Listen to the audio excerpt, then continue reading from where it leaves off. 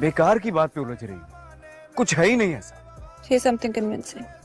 मेरे खुदा, ये सच है या तुम्हारे अंदर जो है वो सच है? लेकिन वो कागज गया कहाँ? चलो मैं देखती हूँ।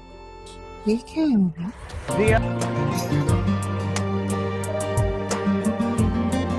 लेकिन वो मैं तुम्हें मिस कर रहा हूँ, प्लीज घर चलो ना।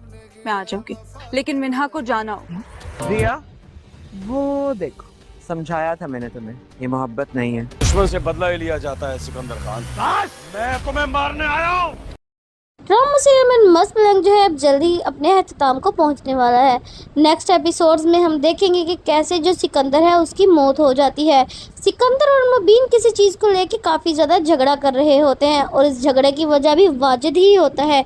वाजिद ही इन दोनों को वहाँ पर बुलाता है और इन दोनों को आपस में भिड़वा देता है और इनकी दुश्मनी का फ़ायदा उठाता है। इन दोनों के दरमियान झगड़ा इस कदर बढ़ जाता है कि दोनों मुबीन और सिकंदर जो एक दूसरे पर बंदूक तान लेते हैं और इसी चीज़ का फ़ायदा उठाता है वाजिद। वाजिद जो है वो पीछे से गोली चला देता है सिकंदर पर, जिससे सिकंदर जो है वहीं पर मर जाता है और वहाँ पर जो सिकंदर है वो मर जाएगा और जो वाजिद है वो वहाँ पर शोर मचा देगा कि मुबीन ने सिकंदर पर गोली चला दी है।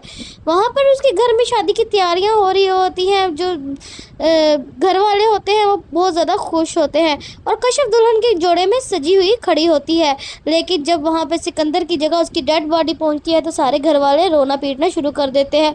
वहीं पर जो अस्मा है उसका और रिया का दोनों का रो रो का बुरा हाल होता है और वहीं पर जो कश्यप है वो भी बेहोश होकर गिर जाती है।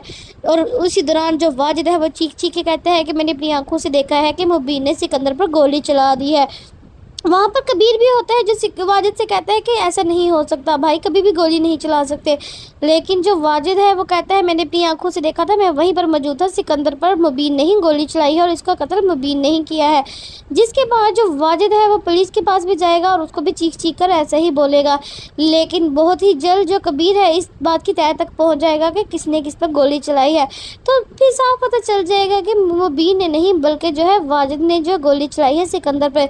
जब ये बात का खुलासा हो जाएगा कि वाजिद ने गोली चलाई है सिकंदर पर तो जो अस्मा है उसे बहुत ज़्यादा गुस्सा आएगा और उसे सारे खेल की समझ आ जाएगी कि शुरू दिन से जो वाजिद है वही इनका दुश्मन है, ना कि मुबीन लोग।